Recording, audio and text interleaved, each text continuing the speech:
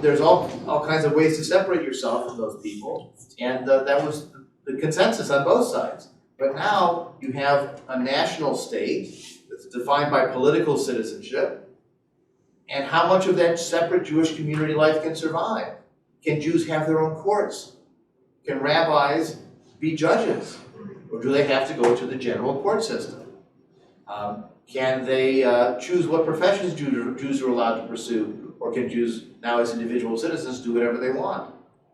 Can Jews marry non-Jewish people in a national citizenship? Is there a city hall option that didn't exist before? Because before, you were Christian, you were Jewish, you had to pick one or the other, and you couldn't marry out.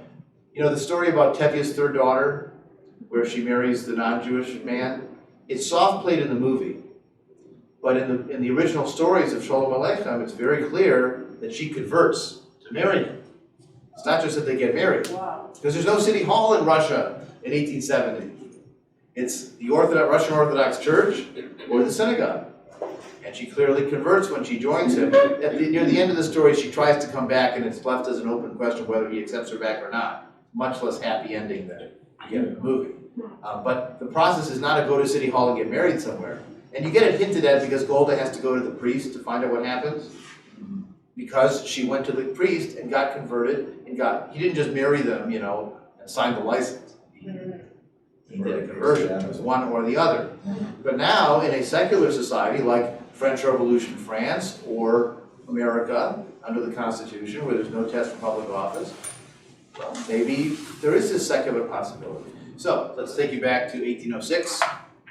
Napoleon, who has taken over the French Revolution, is still trying to normalize the status of the Jews in France. They're emancipated, they've been given citizenship by the early French Assembly, but they're still trying to figure out what are Jews allowed to do and what are they not allowed to do, and how French are they, after all. So let's look at the questions, and after each question I'm going to ask you, why does Napoleon care about this particular issue? So the first one, is it lawful for Jews to marry more than one wife? Why does he care? One, proliferation of the Jewish Exactly. Well, Yeah. I don't think it's a breeding issue. Oh, okay. I think it's will they do what the French do? Will they be like us? Oh, wife, yeah. Right. Because the French, even if they're not really Catholic anymore, some of them are anti-Catholic at this point. Some of them are Catholic, but all of them are, monogamous. They only have one spouse. So is it lawful for the Jews to do something different? The second one is similar. Is divorce allowed by the Jewish religion? Is divorce valid if not pronounced by the government's courts? Does it happen in contradiction to French laws? Now you see it coming out even more explicitly. Is it the rabbis or is it Right. civil authorities? Right, which takes precedence. Right. And also, he wants, the right answer is yes, divorce should be allowed. Because that was one of the innovations of the French Revolution, was allowing divorce. So the secular law wants to allow divorce. He wants Jews to be able to get divorced, so they're living like other French people. But more importantly, is divorce valid if not pronounced by the government courts? That is, the government has to allow it, and then you can have a kosher stamp afterwards. But think of, the classic Hollywood wedding ceremony. By the power vested in me by the state of Wyoming, I now pronounce. The clergy are an agent of the government. I sign a wedding license that's issued by Cook County, Illinois.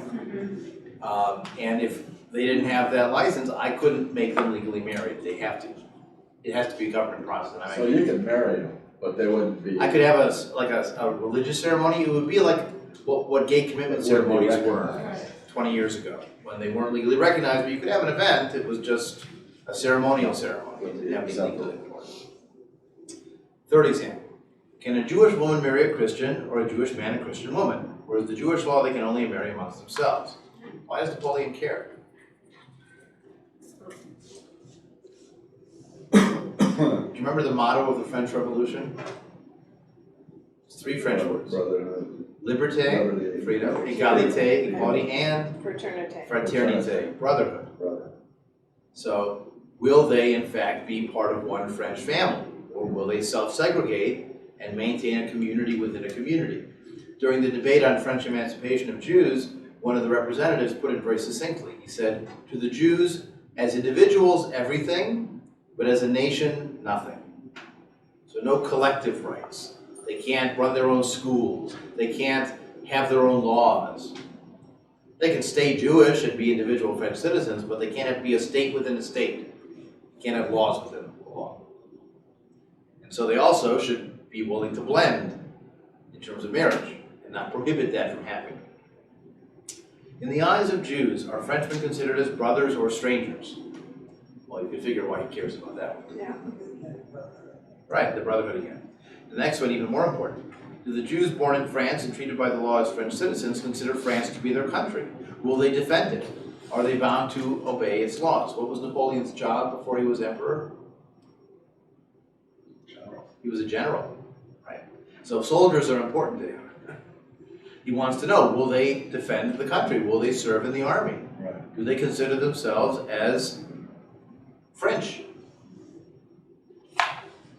Then he asks, what kind of police power do the rabbis have? Are there professions Jews are excluded from?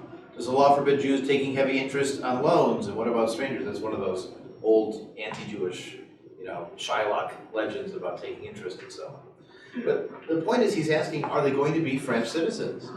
In a full sense, including serving in the army, including following French law, including marrying other French people, like one country. It's an open question.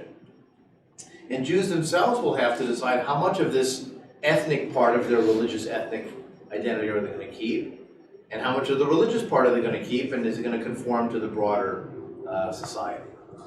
Yes? And don't we ask ourselves today, are you an American Jew or a Jewish American? Isn't this kind of still... Most people don't ask that question anymore, but... Really? No, because it's not thought of as an either or. People used to think, well, what if Israel and America got in a war, which side would you take? That was a B'nai B'rith question in 1980.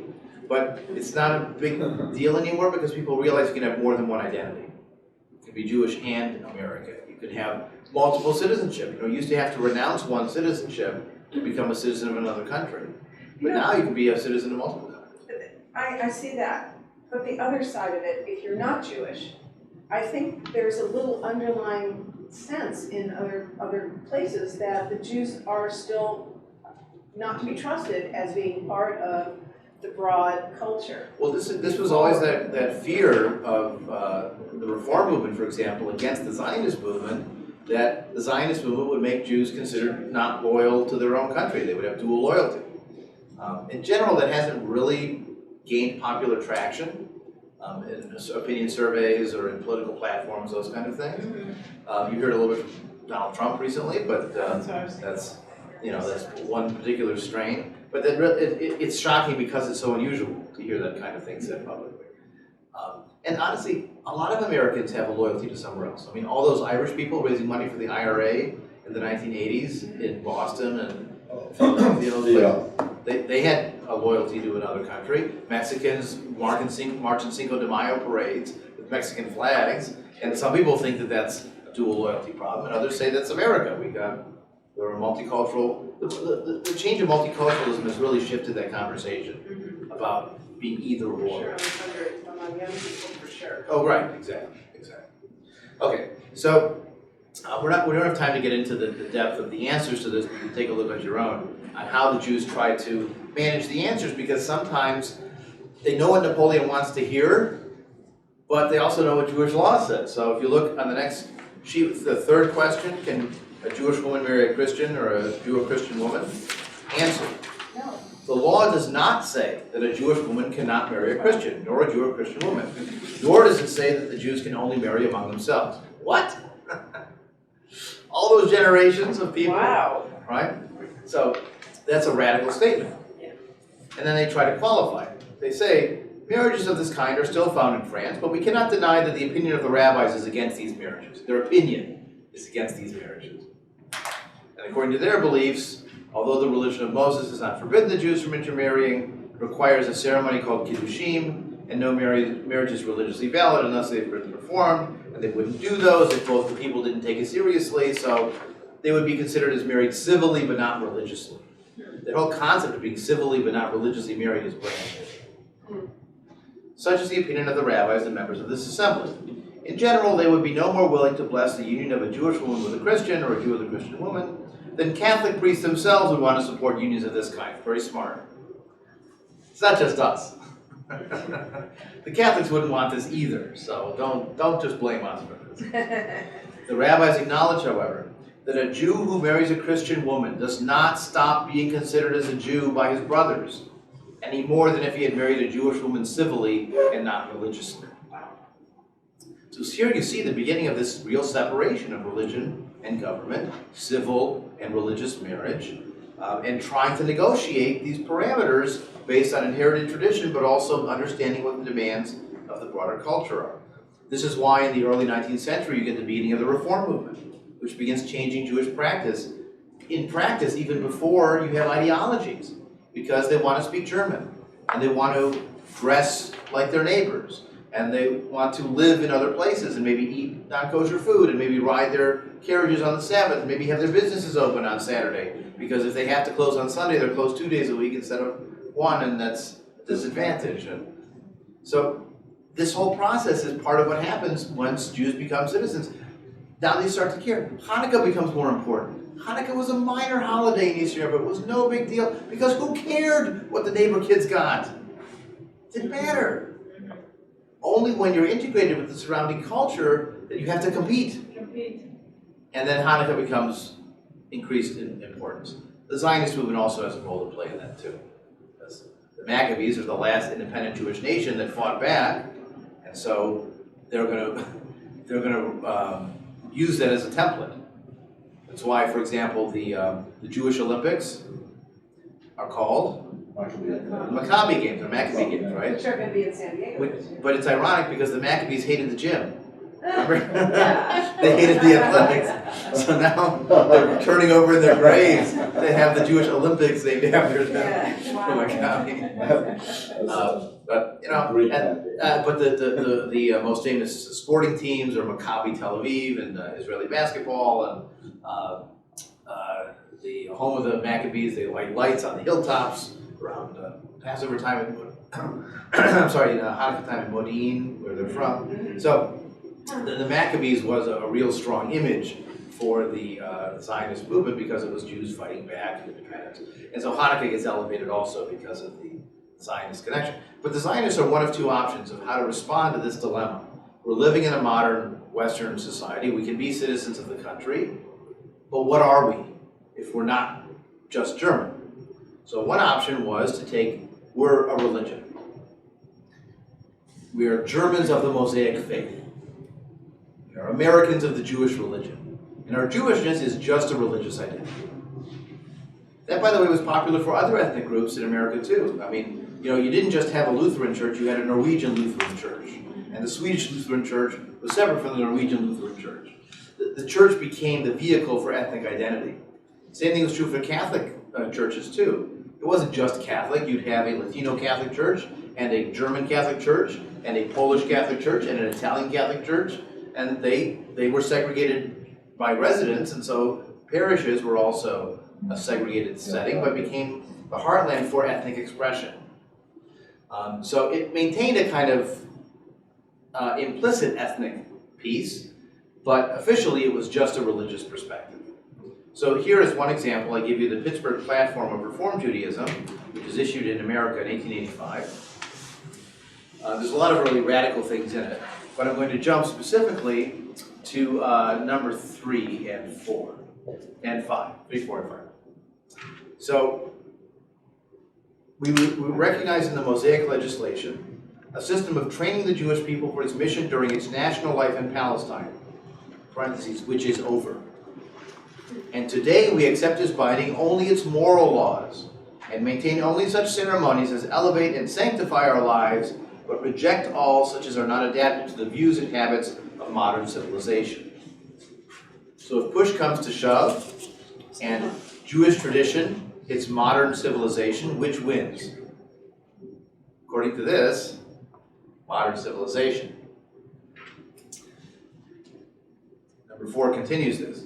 We hold that all such Mosaic and rabbinical laws as regulate diet, priestly purity, and dress originated in ages and under the influence of ideas entirely foreign to our present mental and spiritual state.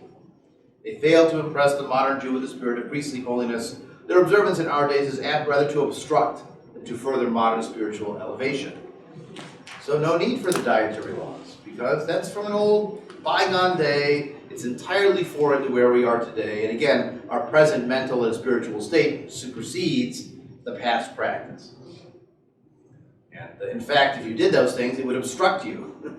They're a barrier. And so in this period of Reform Judaism, if you walked into a Reform synagogue, they would tell you to take off your hat. Because in a holy space, one takes off one's hat. That's the civilized way to do it. Happens to be the Goyish way to do it too, but those two were not distinguished very strongly, right? So this is, again, trying to make Judaism, it can exist as a separate identity, but it's in a broader context and more fitting in with the surrounding culture. Number 5 is even more explicit. We recognize in the modern era of universal culture of heart and intellect, the approaching of the realization of Israel's great messianic hope for the establishment of the kingdom of David? No. The kingdom of truth, justice, and peace among all men. So now Messianism is not the Jewish Messiah reestablishing the kingdom and rebuilding the temple in Jerusalem and bringing all the exiles back. And that was the old version of the Messiah. Now it's a messianic age, and it's a messianic hope for everybody. Universal. Justice, truth, peace, kumbaya among everybody. Right. Because that old version of the Messiah restoring the kingship of David is passé.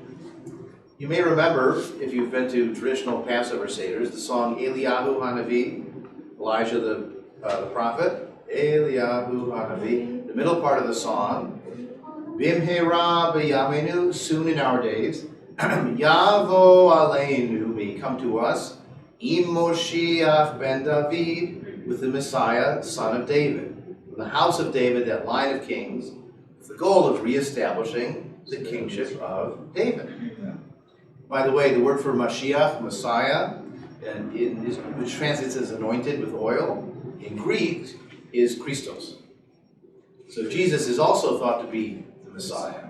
From the line of David, if you read the Gospel of Matthew, you get the genealogy that starts, and it includes David connecting to Joseph. Although, technically, Joseph has nothing to do with Jesus' fatherhood, but it's a different issue. Different issue. But it can claim a pedigree from that descent, and that's why, if you see images of the crucifixion, there's a little plaque over Jesus' head that says INRI on it, which stands for Jesus of Nazareth, Rex Judeo, King of the Jews.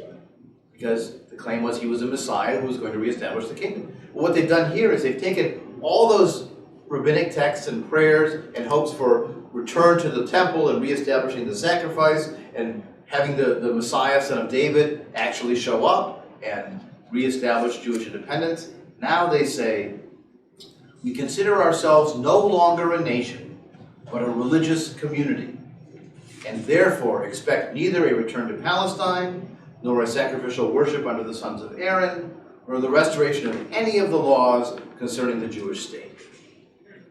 So their answer of how to be Jewish, what it means to be Jewish in an Enlightenment, emancipated, Western cultural setting, is religion.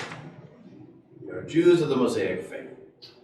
In fact, Isaac Mayer Wise, who was one of the founding figures of Reform Judaism, when he wrote his first prayer book, it was called Minhag America, Custom of America, and he put the Star Spangled Banner in the prayer book at the end. That was part of his affirmation of his identity.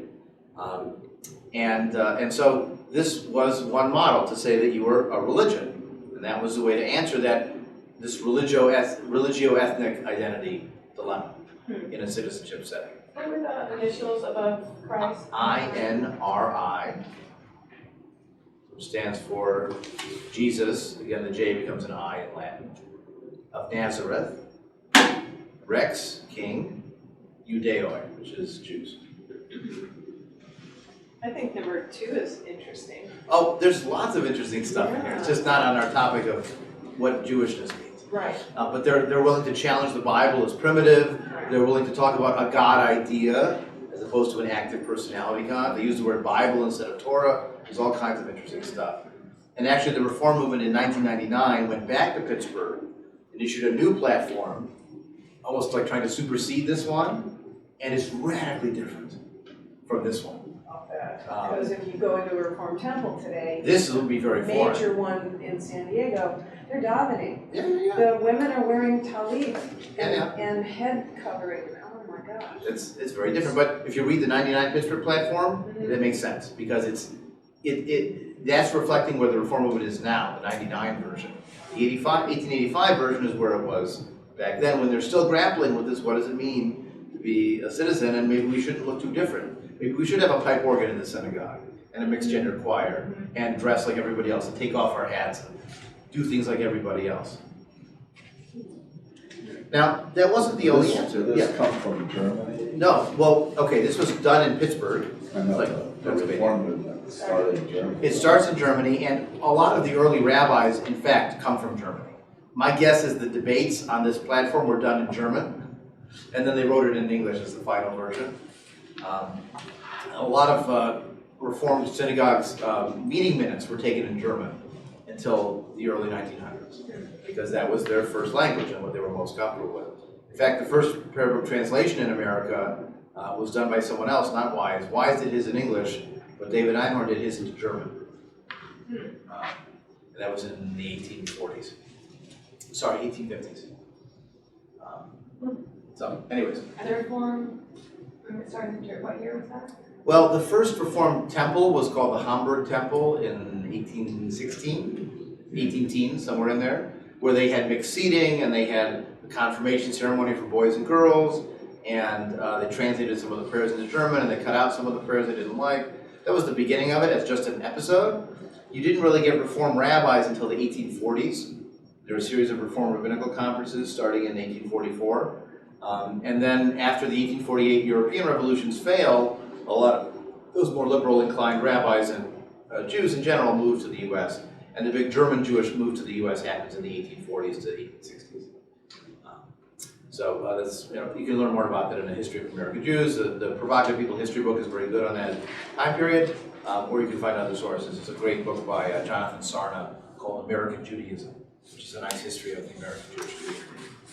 Use that for rabbi training.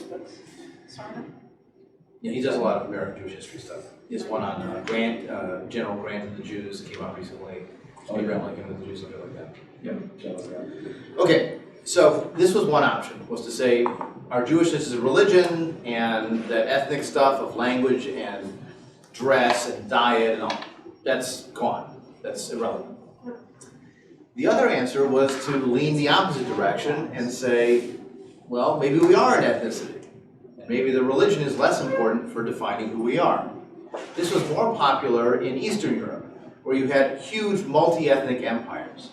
Think about the Austro-Hungarian Empire. It had Austrians and Hungarians and Serbians and Balkans and Czechs and Slovaks. And they were under the Austro-Hungarian Empire, but they all had a distinct language and culture and sometimes religious, branch of a church and so on. Or the Russian Empire that included Lithuanians and Ukrainians and Belarusians and Central Asians and all these other people. So in the Eastern European context, it makes sense to think that Jewishness could be another one of those ethnic national identities with their own language, with their own religious practice, yes, but also their own culture more broadly understood. And this is why Zionism actually was much more popular in Eastern Europe than it was in Western Europe. It was more popular in conservative and Orthodox synagogues than Reform synagogues until the 1930s and 40s. Ultimately, Nazi persecution leads to letting go of that pure religious perspective, because the Nazis didn't care if you converted or not. It was an ethnic persecution. And so that shifted the conversation in the Reform movement. But just to give you one anecdote, in Detroit, in 1941, the longtime rabbi of the Reform temple there, Leo Franklin, was retiring. And his assistant was named Leon Fram, and he was a Zionist, Fram was. But Franklin was an anti-Zionist. He said, over my dead body, are you going to hire that Zionist to replace me? And so they didn't hire Fram. He left the congregation with a good chunk of families, and they formed a new temple called Temple Israel. can tell by the name, Zionist orientation. Now, Temple Israel is one of the largest Reformed congregations in the world. It's 3,300 families. It's like a mega synagogue. But they've always had bar mitzvah from the beginning. They always had Eastern European Jews involved as well as German Jews, and they always were a Zionist congregation. Whereas the old Temple Bethel, where Franklin had been, was anti-Zionist until the 50s, or until the founding of the state at least, and didn't have bar mitzvahs until the mid-1950s. They only did confirmation for both. That was the old classical Reform model. Because bar mitzvah is about mitzvot, about commandments, which is diet and dress, and we don't do that stuff. So confirmation was a substitute. And it's only after more Eastern European Jews come in with their ethnic experience, and the talit, the kippah come back in Reform Judaism, and the bar mitzvah comes in, and that's a process. But it's part of the ethnic background of the Eastern European Jews that changes how the German Jews and the old established Reform synagogues used to do it. But this ethnic experience of Eastern Europe also led to saying, well, maybe being Jewish is primarily a national and ethnic experience. So here I have a couple of passages here by some Zionist thinkers who are expressing this value. This is by Yosef Chaim Brenner. The question of our Jewish life is not a question of our Jewish religion. The question of Jewish existence, this mixture, has to be uprooted. Achad Ha'am did so once and regretted it, but we, his free Jewish friends, we don't have anything to do with Judaism. This is the traditional religion stuff? Passé. Yet here we are among the community, and in no way the lesser for not putting on tefillin, or not wearing tzitzit, the fringes. We say, the life question is the question of a productive place of work for us Jews. We are Jews who live everywhere. We are beaten Jews without a country, without a language, and so on. The environment of the non-Jewish majority does not let us be complete and whole Jews, like our free Russian, Polish friends, who are whole Russian and Polish. The environment of the majority confuses us, eats at us, dims our hope, brings in disorder our lives. We are far from assimilating. How far we are from the question of converting to Christianity. There's not even a thought, and even a laugh. I mean, I don't believe in Judaism. Why would I become Christian? That's ridiculous. Our nation is an exile nation. It is sick. It keeps going and stumbling, falling 7 times and rising. We have to build it. Its willpower is weakening. We should reinforce it. Let's get strong. There is no Messiah for Israel. Let's build strong soldiers who can live without a Messiah. While we are few, the members of the living Jewish nation will be stronger than stone, working, creating as much as possible. We will increase our nation's labor in material and spiritual goods. We, the living Jews, whether we are tormented on Yom Kippur, and whether we eat meat and milk, whether we hold to the conventions of the Old Testament, and whether we are, in our view, faithful students of Epicurus, that is secular, we do not stop feeling ourselves as Jews. We live our lives as Jews, working and creating the lifestyles of Jews, speaking in our Jewish tongue, receiving our spiritual sustenance from our literature, working for our national free culture, for defending our national respect, and fighting our war of existence in all forms that such a war takes. So this is a reaction to that feeling of persecution, exclusion, and saying, no, I'm not just going to become Russian or Polish and have my identity be purely religion. I'm going to maintain my own ethnic, separate identity. And you may recall the transitional moment for Theodor Herzl was the Dreyfus trial, right? So he is living in Vienna. He's very assimilated. He might not have ever had a bar mitzvah himself. His son certainly did. But he's sort of ethnically Jewish in the Jewish debating societies and dueling societies in college. He writes for a Jewish newspaper, and he's the correspondent who's sent to Paris to cover the Dreyfus trial. And at the Dreyfus trial, here you have, in the heartland of the French Revolution, right, liberté, égalité, fraternité, you have this anti-Semitic persecution of a Jew who's been successful. He's not a private in the army, he's not a lieutenant in the army, he's a captain in the French army, but he's still a Jew. And he's still the scapegoat for the French defeat in the Franco-Prussian War. And so he is castigated, and outside the crowds are yelling, "Down with the Jews, down with the Jews." Herzl says to himself, seeing these crowds, if here, in the heartland of France, where French Jews have been so assimilated and integrated to become a captain in the army, they won't accept us, then they'll never accept us. So we need our own state to fulfill our actual identity. We try to assimilate, we try to convert, and they still find us. It doesn't matter. We need to maintain a separate identity because that's what we are. We are a nation. And so that's why he wrote his book, The Jewish State. And at the very beginning of it, you have the passage here. He says, we are a people. We are one people. We have honestly endeavored everywhere to merge ourselves in the social life of communities. We are not permitted to do so. In vain are we loyal patriots. In vain do we make the same sacrifices. In countries we have lived for centuries, we are still cried down as strangers. Now, some of this goes back to earlier examples where after the Inquisition, there were large numbers of converted Jews. And so the non-Jewish government created a category called limpieza de sangre, which means purity of blood. And they divided old Christians and new Christians. New Christians were suspect because they were of Jewish background. And old Christians could prove they had been Christians for a long time. So there's an element of a kind of racialist anti-Semitism even then. It takes off in the later 19th century. The term anti-Semitism is actually coined in the 1870s by Wilhelm Marr, M-A-H-R, it's a German, as defining Jews as a race and thus to be excluded, and conversion doesn't matter, assimilation doesn't matter, shaving their beard doesn't matter. It's an ethnic, biological identity. This is also a period of social Darwinism and radical race theory, and so the Jews are caught up in that setting and unfortunately suffer from it tremendously as well. I mean, this ultimately leads to the Nuremberg race laws, the Holocaust. And in that era of Nuremberg race laws and Holocaust and ethnic persecution, that's when the reform movement's approach of, well, we're purely a religion, sort of doesn't collapse, but has to be more flexible. Because clearly Jews are being persecuted for being Jewish. It's not just a question of what they believe or what they wear or how integrated to the national culture. Jews were very integrated in Germany, the birthright of reform, and Nazism. So it was because the Holocaust happened because of the purity of... Well, one of the major factors was this concept of the Jews as a race. And so they needed to be separated from the Germans. They needed to be marked differently. They couldn't intermarry with Germans. The Nuremberg laws explicitly banned intermarriage. Because, why? Because it's a separate race? Because the thought was that the Germans were one race and the Jews were another, and they shouldn't mix.